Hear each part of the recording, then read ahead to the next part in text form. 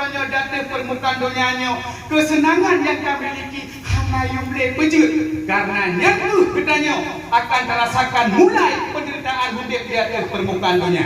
Nyan baru terjadi gemuruh langit, nyan baru terjadi angin pedium katanya ka persih lagi bohong lam jien ayana nyotok hanya jadi kiamat dong gara-gara anak duit lagi nyong dia gampang itu. Olehnya yang keput adalah sinar. Sinar Allah wujud yaitu untuk rembulan. Nanti rembulan dah. Belun. Yang ngana belun kata oh joka belun yo, joka belun ye. Beka turi sampai dah bulan katanya. Bulan kata turi, je kata turi bulan yo, banyak apa datang bulan.